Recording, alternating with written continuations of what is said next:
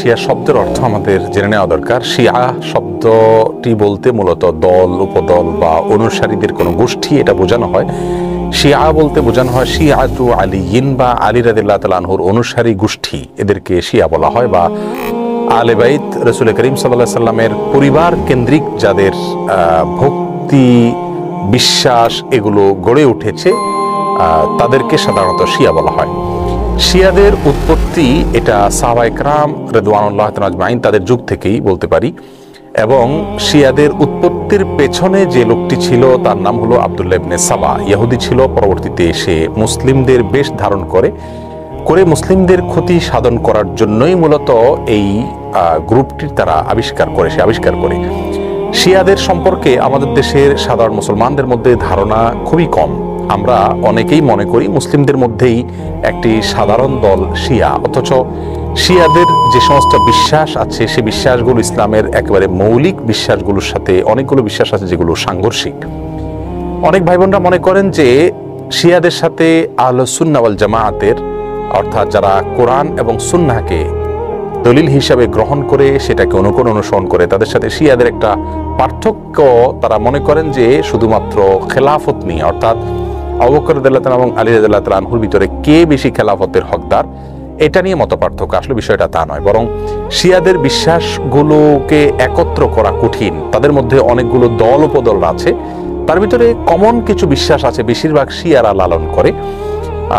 তার ভিতরে একটি হলো তারা কালিমাতুত তাওহীদ আমরা যেটা বলি এটাকে যথেষ্ট মনে করে না। তারা মনে করে লা ইলাহা ইল্লাল্লাহ মুহাম্মাদুর রাসূলুল্লাহ এবং আলিয়ুন ওয়ালিউল্লাহ এটাও স্বীকৃতি দিতে হবে, মুখে উচ্চারণ করতে হবে, তারপরে মানুষ মুসলিম হবে।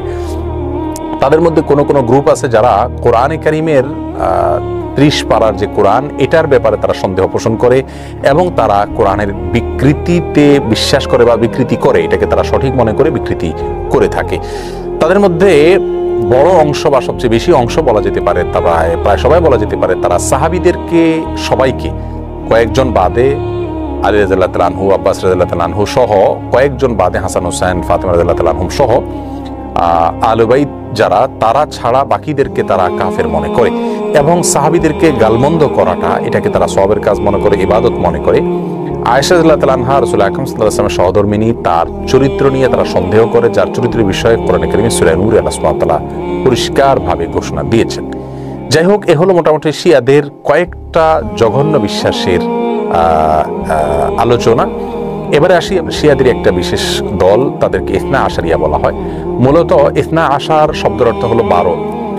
ইসনা আশারিয়া গ্রুপ বলতে শিয়াদের ওই গ্রুপকে বলা হয় যারা 12 জন ইমামে বিশ্বাস করে, অর্থাৎ যারা মনে করে যে 12 জন ইমাম আল্লাহর পক্ষ থেকে নির্ধারিত, তারা রাসূল করিম সাল্লাল্লাহু আলাইহি ওয়াসাল্লামের ওয়াফাতের পরে ধারা পরম্পরায় আসছেন এবং তাদের মধ্যে প্রথম ইমাম ছিলেন আলী রাদিয়াল্লাহু তাআলা আনহু এবং সর্বশেষ ইমাম ছিলেন মুহাম্মদ ইবনুল হাসান আল আসকারী। এসব ইমামদের সম্পর্কে, ইমামদের মধ্যে সর্বশেষ ইমাম যিনি মুহাম্মদ ইবনে হাসান আল আসকারী, তারা মনে করে তিনি লুকায়িত হয়ে গেছেন, আবার প্রকাশিত হবেন এবং এই ইমামরা সবাই নিষ্পাপ, তারা কোনো ভুল ত্রুটির ঊর্ধ্বে এবং এই ইমামরা সকল প্রকার ইবাদত বন্দিগির ঊর্ধ্বে উঠে গেছেন, তাদের কোনো ইবাদত বন্দিগি করতে হয় না। এই বিশ্বাসগুলো লালন করে থাকে ইসনা আশারিয়া গ্রুপ। শিয়াদের ব্যাপারে আমাদের ধারণা কি হবে, তাদেরকে আমরা কাফের বলবো কিনা? উত্তর হলো, শিয়াদের মধ্যে যারা আয়েশা রাদিয়াল্লাহু তাআলার চরিত্র নিয়ে সন্দেহ করে, কোরআনের ব্যাপারে যাদের সন্দেহ রয়েছে এবং বিকৃতি সাধন করে থাকে, এবং কেউ কেউ আছে রাসূল করিম সাল্লাল্লাহু আলাইহি ওয়াসাল্লামের রিসালাত নিয়েও সন্দেহ করে। তারা বলে যে জিবরিল ভুলে রাসূল করিম সাল্লাল্লাহু আলাইহি ওয়াসাল্লামের কাছে রিসালাত নিয়ে আসছিল মূলত আলী রাদিয়াল্লাহু তাআলার কাছে। এরকম আর অনেকগুলো বিশ্বাস লালন করে। এই সম্প্রদায়গুলোকে বা এইরকম বিশ্বাস লালনকারীদেরকে আমরা মুসলিম মনে করতে পারি না। তবে হ্যাঁ, তাদের মধ্যে অনেকগুলো গ্রুপ আছে যাদেরকে সরাসরি কাফের বলা যায় না, তাদের অনেকগুলো ভুল এবং ভ্রান্ত বিশ্বাস রয়েছে। এদের মধ্যে সবচাইতে সাধারণ যেটা বিশ্বাসের দিক থেকে সবচাইতে তুলনামূলকভাবে কম জঘন্য বলা যেতে পারে সেটা হলো আবু বকর রাদিয়াল্লাহু তাআলা চাইতে আলী রাদিয়াল্লাহু তাআলাকে খেলাফতের জন্য অধিক হকদার মনে করা। শিয়াদের অনেকগুলো ভ্রান্ত বিশ্বাস নিয়ে বিস্তারিত এবং বিশদ আলোচনা করা দরকার, তা না হলে তাদের বিষয়ে আমাদের ধারণা পরিষ্কার হবে না। একজন মুসলিম হিসাবে আমাদেরকে সঠিক ধারণা যেমন রাখতে হবে, তেমনিভাবে ইসলামের বিষয়ে কারা কি ভুল ধারণা লালন করে সেগুলো আমাদের জানতে হবে।